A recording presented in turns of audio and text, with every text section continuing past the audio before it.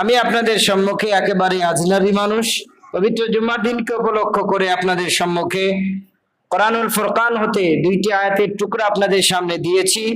হাদিসে নববী থেকে একটি হাদিসের ইবারত আপনাদের সামনে তুলে ধরেছি। এই হাদিস এবং কোরআনকে কেন্দ্রবিন্দুর ভিতরে রেখে আমি আমার ক্ষুদ্র মন মস্তিষ্ক নিয়ে আলোচনা করব। এতে আমাকে বলে আমল করার, আপনাদেরকে শুনে আমল করার যেন আল্লাহ তৌফিক এনায়েত করেন। আল্লাহুম্মা আমিন। কোন রকম ভূমিকা করব না, ডাইরেক্ট আপনাদের সামনে আমি আলোচনায় যেতে চাইছি।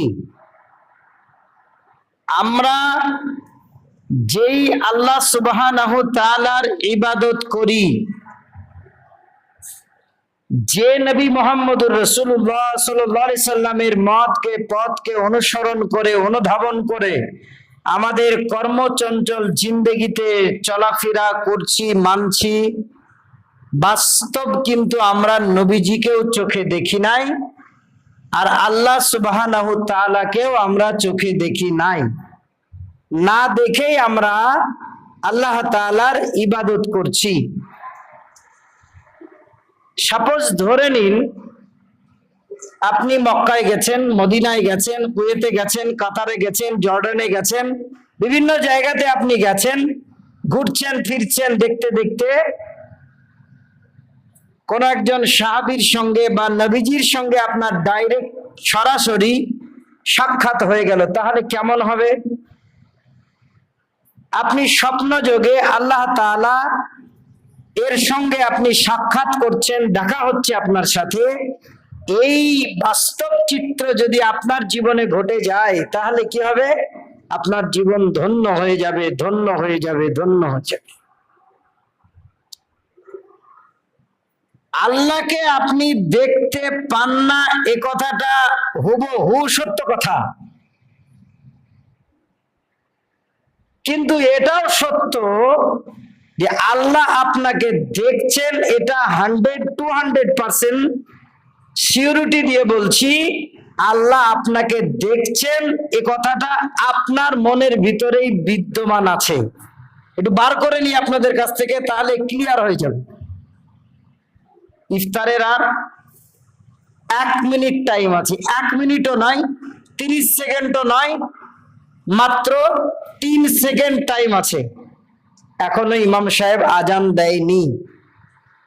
আর এগুলো আল্লাহ কাসম তো আপনারা ইফতার করেন, দোয়া পড়েন, অমুক পড়েন, এই অনেক দূরের কথা, ওগুলো সব পচে গেছে। ও ও ও ও কথা এখন আর নাই। এখনকারের কথা বলছি। ইমাম সাহেব আল্লাহু আকবার দিয়ে আজান দেবে, এখানে আবার আপনি ফতোয়া ধরবেন, তাহলে আগের লোক কি করেছে, আগে এরকম হলো কেন? যার আজান দিয়ে শুরু হয়, আল্লাহু আকবার দিয়ে শুরু হয়, আর যার আল্লাহু আকবার দিয়ে শেষ হয়, তার আবার মধ্যেখানে নতুন করে কিছু থাকে। এই গজল বলো, এই বলো, অমুক বলো, তমুক বলো। আপনি যেদিন হয়েছিলেন মায়ের পেট থেকে, সুম্মা নুখরিজুকুম তিফলা, দুনিয়াতে আপনি আসলেন, তো আপনাকে মুয়াজ্জিন কানে আজান ধরিয়ে দিচ্ছে আর বলছে আল্লাহু আকবার। শেষকৃত আপনাকে কাফন দাফন পরিয়ে ঈদগাহের ময়দানে আপনার জানাজা হবে, আল্লাহু আকবার বলে আপনাকে শেষ করছে। তারপরে মধ্যখানে আর কিছু থাকেই না। যাক, ওটা বিষয় নয়। তাহলে আপনি আল্লাহ সুবহানাহু ওয়া তাআলাকে দেখতে পান না, আল্লাহ আপনাকে দেখতে পায়। 3 সেকেন্ড কি 2 সেকেন্ড টাইম আছে, মুয়াজ্জিন এখন আজান দেয় নাই, আপনি ইফতার করছেন। আপনি খেলেই তো পারতেন না? মসজিদে আপনি সালাত আদায় করতে এসেছেন, তো আপনি উজু করছেন, অত দূরে নিয়ে যাব না, উজু করছেন। উজু করতে করতে আপনি মুখে পানি যখন দিচ্ছেন কিনা, তো মুখে পানি দিতে গিয়ে আপনি যদি 2 ঢুক পানি পান করে নেবেন, তো কে দেখবে? আপনার নিজের শরীর আপনার নিজেই দেখতে পাবেন না। কিন্তু পিপাসায় আপনার বুক ফেটে যাচ্ছে, তৃষ্ণার্ত হয়েছেন আপনি, তারপরে আপনি পানি পান করেন না। ঘরের দরজা খিল আটকিয়ে দিয়ে আপনি ফ্রিজ থেকে 1 বোতল পানি নিয়ে খেয়ে নিলেন, পারতেন না? পারতেন। আপনার মনে মনে এই টেন্ডেন্সি, এই ফিলিংস আপনার মনে জাগ্রত হয় যে আল্লাহ সুবহানাহু ওয়া তাআলা তিনি উপরে আছেন, ইন্নাহু হুয়াস সামিউম বাসীর, তিনি দেখতে পান, তিনি শুনতে পান। এই কথাটা আপনার মনের ভিতরে জাগ্রত হয় বলে তাহলে আল্লাহ আপনাকে দেখছে, এ কথাটা 100% সত্য কথা। আপনি আল্লাহকে দেখতে পান না, এখন পান না, কিন্তু এমন একটা সময় হবে আপনি আল্লাহ সুবহানাহু ওয়া তাআলাকে দেখতে পাবেন। দুনিয়াতে আপনার আল্লাহর সঙ্গে সাক্ষাৎ হয়, এ কথাটা আপনি বিশ্বাস করেন? করেন না? বিশ্বাস করিয়ে দিচ্ছি। মহান আল্লাহ বলছেন, তিনটে গুণে যদি তুমি গুণান্বিত হয়ে যাও, তাহলে অবশ্যই তুমি আল্লাহকে কাল কিয়ামতের ময়দানে ফায়সালা হয়ে যাওয়ার পরে জান্নাত থেকে তুমি সরাসরি ডাইরেক্টলি তুমি আল্লাহ সুবহানাহু ওয়া তাআলার সঙ্গে সাক্ষাৎ করতে পারবে, আই মিনিং দেখা করতে পারবে। কি গুণ? মহান আল্লাহ বলেন, ফামা কানা ইয়ারজু লিকা রাব্বিহি ফালইআমাল আমালান সালিহা ওয়ালা ইউশরিক বিইবাদাতি রাব্বিহি আহাদা। মহান আল্লাহ বলেন, ফামান কানা, বস্তুত যারা, লিকা রাব্বিহি, তার রবের সাথে সাক্ষাৎ করতে চায়, দেখা করতে চায়, কি করবে তারা? ফালইআমাল, তারা ইসলামের দৃষ্টিতে, ইসলামের আরকান ও রুকুনের ভিতরে তারা কি করবে? কাজ করবে। কালেমা, নামাজ, রোজা, হজ, যাকাত ইত্যাদি ইত্যাদি বিষয়গুলির ভিতরে তারা এগুলো মেনে চলবে বা কাজ করবে। এটা করতে হবে, আপনি অন্য কিছু তো করতে পারেন। অর্থাৎ ইসলামের দৃষ্টিতে, ইসলামের ভিত্তিতে যে কাজগুলি রয়েছে সেগুলো আপনাকে করতে হবে। এক, দুই, আমালান সালেহা, আমলটা ভালো আমল করতে হবে।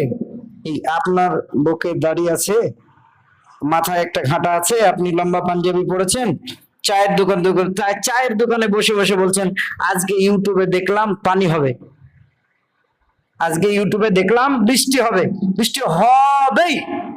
এ কথাটা আপনি কি করে বললেন? আপনার আমলটা বিনষ্ট হয়ে যাবে। আপনি এইভাবে বলুন যে আজকে দেখলাম বৃষ্টি হবে, ইউটিউবে দেখলাম বা পেপারে পত্রিকাতে পড়লাম আজকে বৃষ্টি হবে, আল্লাহ যদি দেয় তো বৃষ্টি হবে, এভাবে বলুন। আপনি বলছেন না, কালী পূজার সময় বৃষ্টি হয়, যে বৃষ্টি হবে, আজকে বৃষ্টি হবে, দুর্গাপূজাতেও বৃষ্টি হয়, আপনি এইভাবে বলছেন। জি না, আমালান সালেহা, ভালো আমল করতে হবে। ও আপনি ধানের বীজটা কিনবেন, তখন ভালো বীজটা কিনবেন, কীটনাশক কিনবেন, ভালোটা কিনবেন, আর যখন আমল করবেন তখন শুদ্ধ পরিশুদ্ধ আমলটা করবেন না। আল্লাহু আকবার।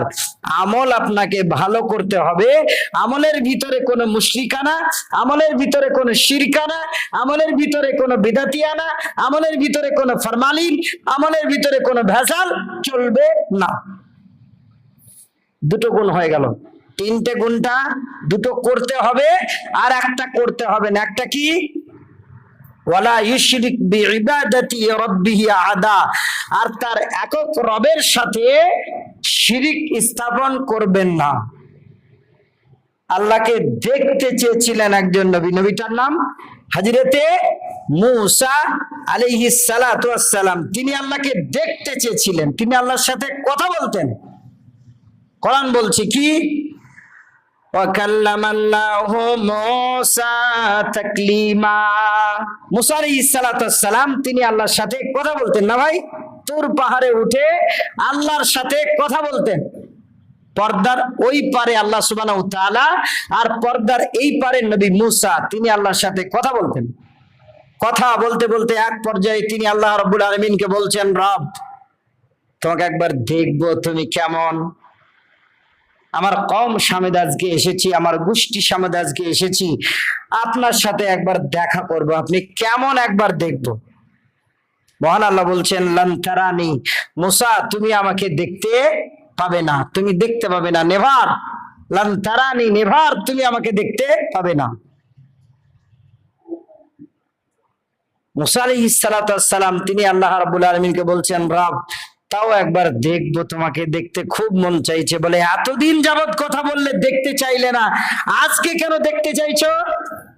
আল্লাহ, আমি তাওরাত, জুবুর, ইনজিল, আল কোরআন, ইসলামের যে কিতাবগুলি আপনার পক্ষ থেকে এসেছে ওগুলো আমি পড়েছি, জেনেছি, আপনার ভাষাগুলি খুব সুন্দর, কিভাবে সুন্দর, ভালো করে লক্ষ্য করুন কোরআনের দিকে। ওয়াস-শামসি ওয়া দুহাহা ওয়াল কমারি ইযা তালাহা ওয়ান নাহারি ইযা জাল্লাহা, একেবারে শেষ দিকে চলে যান, ওয়ালা ইয়াখাফু উকবাহা। গোটা সূরাটাই লাস্টের বেলায় হা দিয়ে একদম শেষ। আর রহমান আল্লামাল কোরআন খালাকাল ইনসান আল্লামাহুল বায়ান, গোটা সূরাটাই লাস্টের বেলাতে নুন দিয়ে ভরা। আলহামদুলিল্লাহি রাব্বিল আলামিন গায়রিল মাগযুবি আলাইহিম ওয়ালাদ-দাল্লিন। আল্লাহ, তোমার কথাগুলি গদ্য নয়, পদ্য নয়, গদ্য পদ্য মিলিত ভুবন কাঁপানো ঝংকারে ভরা। রব্বুল আলামিন, একটিবার আমাকে দেখা দাও। মহান আল্লাহ বলছেন, মুসা তুমি কোথায় আর আমি কোথায়? বলে, আল্লাহ আপনি পাহাড়ের উপরে আছেন আর আমি পাহাড়ের নিচে আছি, এতটুকু ডিস্টেন্স, এতটুকু ব্যবধান, এতটুকু মাল ফারক বাইনাহুমা আমি বুঝতে পারছি, এর বেশি বুঝতে পারছি না। মহান আল্লাহ বললেন, তা নয়, বাইনাকা ৭০ আলফা হিসাব, তোমার আর আমার ভিতরে ৭০,০০০ পর্দা আছে। আল হিসাবু আলফা সানা, এক একটা পর্দা ৭০,০০০ বছরের পথ অতিক্রম করা লাগবে, তবে তুমি আমাকে দেখতে পাবে, নচেত আমাকে দেখতে পাবে না। আল্লাহ, আপনি চাইলেই হবে, আপনাকে কোশিশ করা লাগবে না, চেষ্টা করা লাগবে না, দ্বিধায় আপনি একটিবার আমাকে দেখা দিয়ে দেন। একটা পর্দা খুলে দিয়েছিলেন। তাফসীর ইবনে কাসিরে, তাফসীরে জালালাইনের ভিতরে উল্লেখ করছে, একটা পর্দা খুলে দিয়েছিলেন নূরের ঝলকানিতে, নূরের রশ্মিতে পাহাড়ের পাদদেশের নিচে পড়ে সেন্সলেস হয়ে গেছিলেন, অজ্ঞান হয়ে গেছিলেন। বাট মুসা আলাইহিস সালাতু ওয়াস সালাম আল্লাহকে দেখতে পান নাই। আর আল্লাহ সুবহানাহু ওয়া তাআলা আপনাকে দেখা দেব এ কথা ওয়াদাকৃত করছেন, এ কথা ওয়াদা করছেন যে বান্দা, তোমার আমল যদি সৎ হয়, তোমার আমল যদি ভালো হয়, তাহলে অবশ্যই তুমি আমাকে দেখতে পাবে। এই কথাটা 100% সিউরিটি। পৃথিবীতে একটা আমল আছে, জানেন আপনারা? এই বক্তব্য শুনেছেন কিনা জানি না। পৃথিবীতে একটা আমল আছে, সেটা কিন্তু রোজা নয়, হজ নয়, যাকাত নয়, দান নয়, সাদকা নয়। একটা আমল আছে, যে আমলটা আল্লাহর আপনার সবচাইতে কাছে করে দেয় আপনাকে। আল্লাহ তাআলা বলেন, মান ইউরিদু আন ইয়াতাকাল্লাম মা'আল্লাহ, হাদিসে কুদসি, মান ইউরিদু আন ইয়াতাকাল্লাম মা'আল্লাহ, যে চায় আমি আল্লাহর সাথে কথা বলবো, আল্লাহ রাসূল বলছেন, ফালইউসাল্লি, সে যেন নামাজ পড়ে, সে যেন নামাজ পড়ে, সে যেন নামাজ পড়ে। মান ইউরিদু আন ইয়াতাকাল্লাম মা'আল্লাহ, যে ব্যক্তি চায় আমি আল্লাহর সাথে কথা বলবো, ফালইউসাল্লি, সে যেন সালাত আদায় করে। টানা 5 দিনের জ্বর, বিশ্বনবী নবী রাহমাত সাল্লাল্লাহু আলাইহি ওয়াসাল্লাম মারাজুল মউতের সময়তে মা আয়েশার বুকে মাথা রেখে আছেন। আল্লাহ রাসূল বারবার আসমানের দিকে তাকাচ্ছেন আর বলছেন, আল্লাহুম্মা রফিকিল আলা, আল্লাহুম্মা রফিকিল আলা, আল্লাহুম্মা রফিকিল আলা। বিশ্বনবী আমার বলছেন, আয়েশা, মসজিদের নববীর জানলা খুলে দাও। যেমনি জানলা খুলে দেয়া, আপনারা যেমন সহি আকীদার মানুষ, দ্বীনকে প্রতিষ্ঠিত করবার জন্য বহু মেহনত আপনারা করেছেন, এই আপনারা যেমন সর্মস্তপুরের মানুষ সারিবদ্ধভাবে দাঁড়িয়ে বসে আছেন, এইভাবে সাহাবায়ে কেরামরা আল্লাহ রসুলের পিছনে নয়, হযরতে আবু বকর সিদ্দিক রাদিয়াল্লাহু তাআলা আনহুর পিছনে জামাতে সাদ আদায় করছেন। যেমনি মসজিদের জানলাটা খুলে দিয়েছেন, বিশ্বনবী আমার সালাতের দৃশ্য দেখলেন, নামাজের দৃশ্য দেখলেন, কেঁদে ফেলেছেন, চোখ দিয়ে অশ্রু বিগলিত হয়েছে। বিশ্বনবী মা আয়েশা সিদ্দিকা বলছেন, আতাবকি ইয়া রাসূলুল্লাহ, বলেন ইয়া রাসূলুল্লাহ, আপনি কাঁদলেন কেন? কে আপনাকে কাঁদালো? কিসে আপনাকে কাঁদালো? আয়েশা, আমি দুঃখের জন্য কান্না করছি না, সুখের জন্য আমি কান্না করছি। সুখেও কিছু সময় কেঁদে ওঠে মন। আয়েশা, এই জন্য আজকের যে দৃশ্য দেখতে পেলাম, আজকের দৃশ্য দেখবার জন্য তায়েফের ময়দানে আমার তাজা শরীর দিয়ে আমি রক্ত ঝরিয়ে দিয়েছিলাম। রক্তটা বে বে বে বে রক্তটা আমার পায়ে জমাট বাঁধা হয়ে গেছিল। আয়েশা, সেই দিন জিবরাইল আলাইহিস সালাতু ওয়াস সালাম আমার কাছে এসেছিল, বলে, ইয়া রাসূলুল্লাহ, আপনাকে মেরেছে মানে? আপনাকে মেরেছে মানে আপনাকে মেরেছে, আপনি একবার অর্ডার দিন, আপনি একবার হুকুম দিন, আপনি একবার আদেশ করুন, যদি পার্কে নিয়ে আসার পরে এই তায়েফবাসীদেরকে, এদের আন্ডা বাচ্চাগুলোকে সব শেষ করে দিব, পৃথিবীর বুকে এদের কোনো নাম নিশানা রাখবো না। বিশ্বনবী আমার বলেছিলেন না, তা করবে না, তা করিও না। এরা আমার ধর্মকে না মেনে নিতে পারে, এরা আমার ইসলামকে না মেনে নিতে পারে, এরা ইসলামের সুশীতল ছায়ায় না আসতে পারে, কিন্তু এদের পরবর্তী জেনারেশন, পরবর্তী যারা লোক থাকবে তারা আমার ধর্মকে মেনে নেবে। আয়েশা, আজকে তার ফল পেয়ে গেলাম, আজকে তার রেজাল্ট পেয়ে গেলাম, যার জন্য আমার চোখ দিয়ে অটোমেটিক পানি বইয়ে চলে এসেছে, যার জন্য আমার চোখ দিয়ে অশ্রু বিগলিত হয়েছে, এই জন্য আমি কাঁদতেছি। বিশ্বনবী আমার কার কথা বললেন মরার সময়তে? হাসানের, হুসাইনের, মা ফাতেমার, আলী রাদিয়াল্লাহু আনহু, আবু বকর, বিলাল, উসমান, কাউরির কথা বললেন না। বিশ্বনবী আমার শেষ মুহূর্তে নিঃশ্বাস ত্যাগ করবেন, পৃথিবীর বুক থেকে চলে যাবেন, বিদায় নিয়ে নেবেন, মাটি মুড়িয়ে দেবেন। বিশ্বনবী আমার পৃথিবীর কোন মানুষের কথা বলেন নাই, একটা কথা বলে গিয়েছিলেন, আসসালাত আসসালাত আসসালাত ওয়া মা মালাকাত আইমানুকুম, সালাত সালাত সালাত, নামাজ নামাজ নামাজ। আমার উম্মতেরা, নামাজকে তারক করে দিও না, নামাজকে ছেড়ে দিও না। মানুষ মরার সময়তে মিথ্যা কথা বলে? নবীজি তো বলেন নাই। এমনি সাধারণ মানুষ কোনদিন মিথ্যা কথা, ভাঁওতাবাজি কথা, কোনো চিটারি কথা মৃত্যুর সময়তে সে বলতে পারে না, বলতে চাই না। কোরআন মাজিদে একটা আয়াত আছে, ইকরা বিসমি রাব্বিকাল্লাযী খালাক। এই সূরাটার একদম লাস্টের দিকে আপনাদেরকে নিয়ে যাচ্ছি। কত কদর্য কণ্ঠে আল্লাহ সুবহানাহু ওয়া তাআলা তিনি বলছেন, কাল্লা কাল্লা লা তুতিইহু ওয়াসজুদ ওয়াখতারিব। হে মুহাম্মদ সাল্লাল্লাহু আলাইহি সাল্লাম, আপনি উতবা, শাইবা, খালিদ বিন মুগিরা, লাবিদ বিন রাবিয়া, আপনি কাফেরদের মতাদর্শের ভিতরে হবেন না। আপনি কি করুন?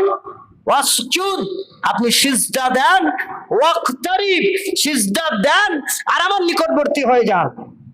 তাহলে সিজদা দিলেই আল্লাহর সবচাইতে আপনি কাছে হয়ে যান।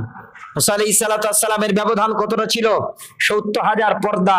আর আপনি সিজদা দিলেই আল্লাহ সুবহানাহু ওয়া তাআলা বলছেন, লা হিজাবা ফি শাইইন, আমার বান্দা সিজদায় গিয়েছে, আমার বান্দার আর আমার ভিতরে কোনো পর্দা নাই, কোনো পর্দা নাই। লা হিজাবা ফি শাইইন, লা হিজাবা ফি শাইইন, আমার আর আমার বান্দার ভিতরে কোনো পর্দা নাই। আল্লাহ বান্দা, বান্দা আল্লাহ, আল্লাহ বান্দা, বান্দা আল্লাহ।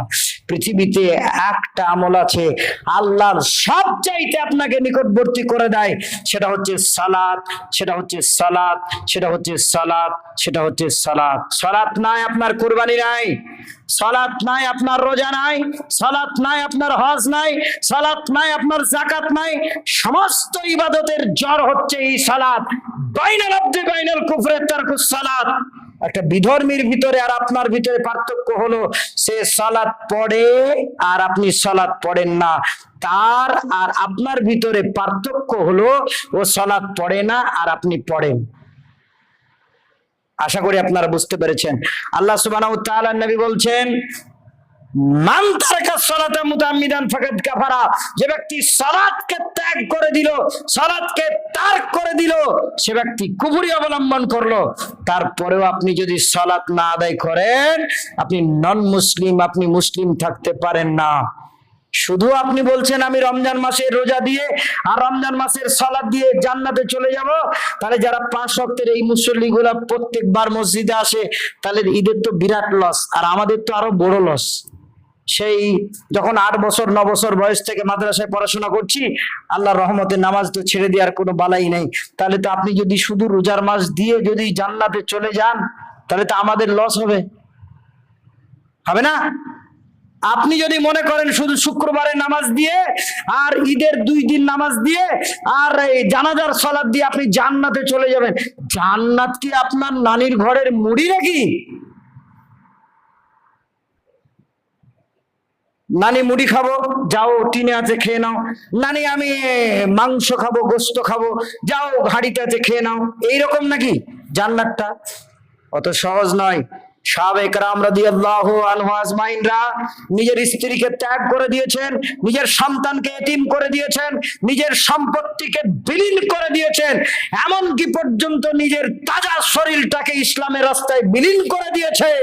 কাঁটা, তীর খেয়ে, তরবারি খেয়ে, তরোয়াল খেয়ে, পাথর খেয়ে তারা জান্নাত পেয়ে গেছে, আর আপনি থোড়ি পেয়ে যাবেন শুক্রবারের নামাজ দিয়ে। ইসলাম কি আপনার নানির ঘরের মুড়ি নাকি? জি, সালাত আপনার ভিতরে থাকতেই হবে, এ কথাই সত্য কথা। আসুন আমরা সালাতকে যাচাই করবার জন্য আর একটু সামনের দিকে এগিয়ে যাই। একটা আলেমের কল বলবো, একটা ইমামের কল বলবো, ভালো করে মন দিয়ে শুনবেন। বইটা অত্যন্ত গুরুত্বপূর্ণ বই। বইটার নাম ফাওয়ারিদুল ফাওয়ারিদ, আরবি বই বইটা। ওই বইটার 6 নম্বর খণ্ডে 188 নম্বর পৃষ্ঠার ডান দিকে 4টে লাইনের পরে আল্লামা নাওয়াবী রাহমাতুল্লাহ আলাইহি তিনি বলছেন, পৃথিবীর ভিতরে সবচাইতে একটা ঘৃণিত প্রাণী আছে, যার চলা, যার বলা, যার রক্ত, যার মাংস, যার গোস্ত, যার চামড়া, যার লোম সবটাই হারাম। ওর নাম শুয়োর, শুকর। শুকর যখন ঘর থেকে বের হয় আরবি জবানে একটা কথা বলে। আল্লামা নাওয়াবী রাহমাতুল্লাহ আলাইহি বলছেন, হাদিস এবং কোরআনের ভিতরে উদ্ধৃতি নয়, আল্লামা নাওয়াবী রাহমাতুল্লাহ আলাইহি বোঝাবার জন্য কথাটা আমি আমার বক্তব্যের ভিতরে চয়ন নিয়ে এসেছি। তিনি বলছেন, যখন শুয়োর ঘর থেকে বের হয় আরবি জবানে একটা কথা বলে, যিনারা আলেম গোছের মানুষ আছেন, আরবি বুঝেন, তেনারা বুঝতে পারবেন। এবারটা কি? কাইলা আলিকা রাব্বি আউয়ালা নাজরিন মাল্লা সালাতা। আমি আবার বলছি, কাইলা আলিকা রাব্বি আউয়ালা নাজরিন মাল্লা সালাতা। আয় আল্লাহ, আমি ঘর থেকে বের হলাম, আমি ঘর থেকে রুজি রুটির সন্ধানে বের হলাম, আমি ময়লা খাবো, কুচলা খাবো, গন্ডগি খাবো, পায়খানা খাবো। আউয়ালা নাজরিন মাল্লা সালাতা। ঘুমানো লোক দেখলে কিন্তু আমি বেশি জোরে চিল্লাই, আরো জোরে চিল্লাবো, আপনাদের ডিস্টার্ব হবে তখন। যে আউয়ালা নাজরিন মাল্লা সালাতা, যে ব্যক্তি সালাত আদায় করে না, নাজরিন মাল্লা সালাতা, যে ব্যক্তি সালাত আদায় করে না, ওর সাথে আমার দেখা করায়ও না। পৃথিবীর সবচাইতে নিকৃষ্ট পরিমাণের প্রাণী। আপনি সালাত আদায় করেন না, নামাজ আদায় করেন না, তাই আপনাকে দেখে ঘৃণা করে। তাহলে আপনি আবার কোন দলে আছেন বুঝেন? আপনি নামাজিদের দলে না বেনামাজিদের দলে আছেন? এটা তো যারা নামাজ পড়েন না তাদের জন্য হলো, যারা সালাত আদায় করে তাদের জন্য কি আছে হাদিসে? আল্লাহর নবী বলছেন কি, জান্নাতের ভিতরে একটা জান্নাত থাকবে, জান্নাতের ভিতরে একটা জান্নাত থাকবে। ইন্না ফিল জান্নাতি গুরফাতান ইয়ারা যাহিরুহা মিন বাতিনিহা ওয়া বাতিনুহা মিন যাহিরিহা।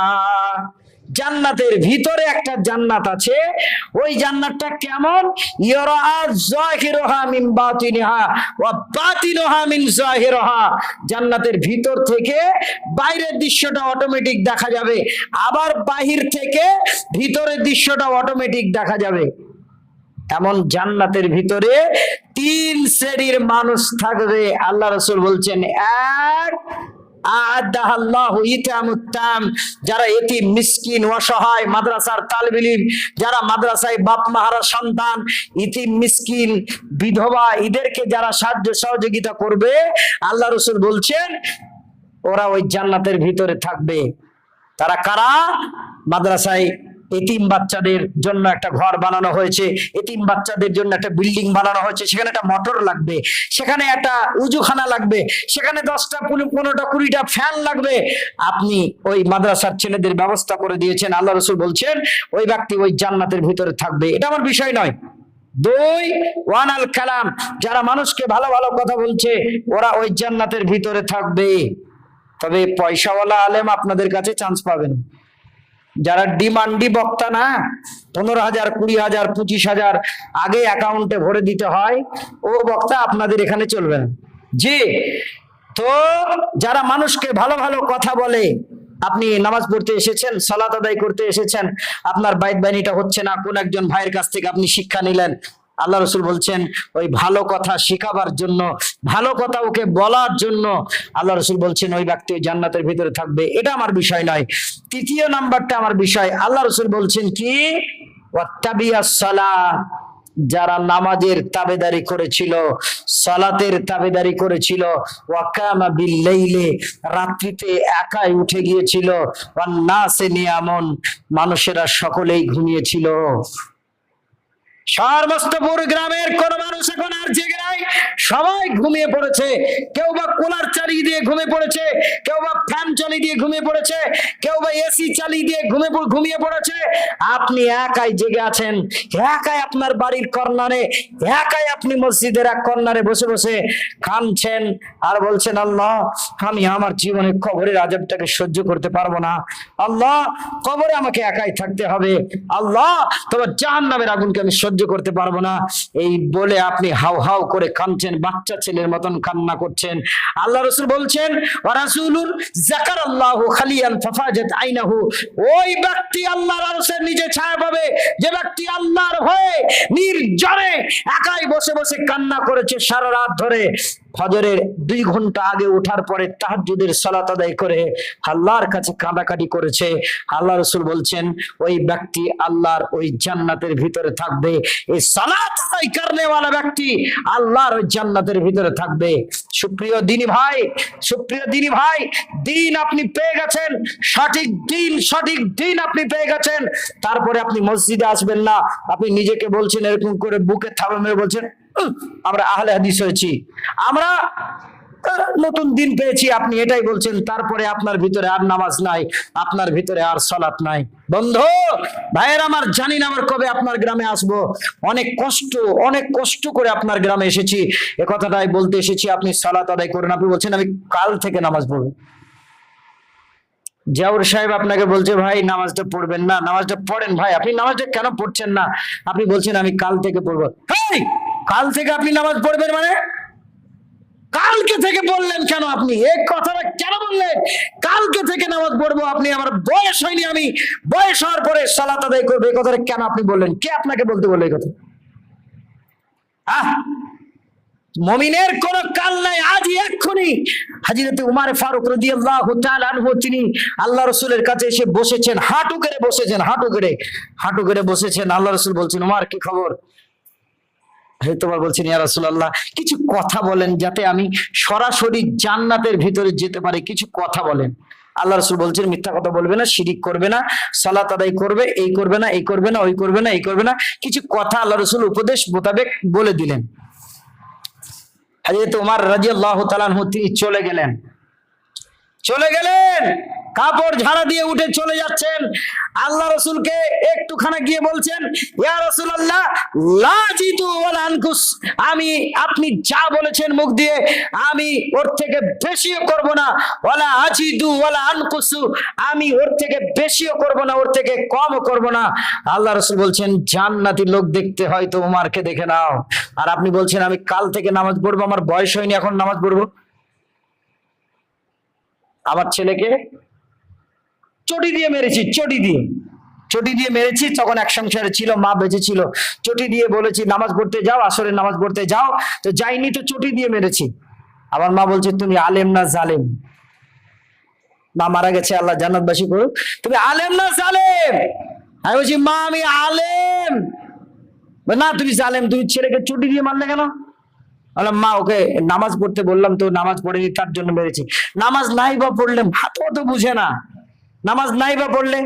আমি বললাম মা আল্লাহ রাসূল বলেছেন যখন তোমাদের ছেলের 7 বছর বয়স হয়ে যাবে তখন তুমি তাকে নামাজের হুকুম দিয়ে দাও, 10 বছর যখন তাকে হয়ে যাবে যদি সে সালাত না আদায় করে, আল্লাহ রাসূল বলছেন ওয়াসরিবুহুম আলাইহা, তাকে মারো, তার উপরে বেত্রাঘাত করো। কেন তুমি সালাত আদায় করবে না? কেন তুমি নামাজ পড়বে না? এই হাদিস আমরা আজকে আমাদের জীবনে আমাদের লাইফে ফলাও করতে পারিনি বলেই আজকে আমাদের সন্তানেরা সালাত আদায় করছে না, আপনার কথা তারা শুনছে না। যখন আপনি 10 বছর বয়স ছিল আপনার সন্তানের, তখন সে কাদার মতন হয়েছিল, নরম ছিল, তাকে আপনি চেষ্টা করতে পারতেন, আপনি নিজেই সালাত আদায় করেছেন, আপনি আপনার সন্তানকে আনতে পারেননি আল্লাহ রসুলের এই হাদিসকে ফলো করবেন না করবার জন্য। যে বক্তব্যের লাস্টে আপনাকে একটা কথা বলবো, কথাটা অত্যন্ত গুরুত্বপূর্ণ কথা, ভালো করে মন দিয়ে শুনবেন। জান্নাতীরা জান্নাতের ভিতরে সব কিছু তারা পেয়ে যাবে, নাজ ও নিয়ামত, হুর গেলেমান, খাওয়া দাওয়া, দুধের নহর, শরাবের নহর, সোনার চাঁদির খাট, বিভিন্ন রকমের যা কিছু দরকার সব কিছু তারা পেয়ে যাবে। আল্লাহ তাআলার কাছে গিয়ে তারা হাজির হবে আর বলবে, আল্লাহ লাহুম মা ইয়াশাউনা ফিহা ওয়া লাদাইনা মাজিদ। আল্লাহ তাআলা আপনি বলেছিলেন, দুনিয়াতে আমরা আলেমদের মুখে শুনেছিলাম জান্নাতের ভিতরে সব কিছু পাবো, তারপরেও একটু বেশি দেব, ওয়ালা দাইনা মাজিদ, ওর থেকে একটু বেশি দেব। বেশিটা দেন আল্লাহ। এবার মহান আল্লাহ তাআলা বুঝতে পারবেন আমার বান্দা এখন আমার সঙ্গে সাক্ষাৎ করতে চাইছে, আমার সঙ্গে এখন দেখা করতে চাইছে। মহান আল্লাহ তাআলা আরশে আজিম থেকে নেমে আসবেন, আরশে আজিমে থাকবেন আর নেমে আসবেন। কোরআন বলছে, ওয়াজা রাব্বুকা ওয়াল মালাকু সাফা সাফা, আপনার প্রভু আসবেন, দুদিকে ফেরেশতারা সারিবদ্ধভাবে দাঁড়িয়ে থাকবে, আল্লাহ তাআলা মধ্যখান দিয়ে আসবেন, মধ্যভাগ দিয়ে আসবেন, সরাসরি জান্নাতীদের সঙ্গে সাক্ষাৎ করবেন, জান্নাতীদের সঙ্গে দেখা করবেন। জান্নাতীর এইভাবে আল্লাহর দিকে তাকিয়েই থাকবে, তাকিয়েই থাকবে, তাকিয়েই থাকবে, কোটি কোটি বছর পার হয়ে যাবে। তাদেরকে বলা হবে, কতদিন আল্লাহকে দেখলে বলো? এই কেবল চোখের পাজালটা শুরু করেছিলাম আর কেবল চোখের পাজালটা নামিয়ে দিলাম।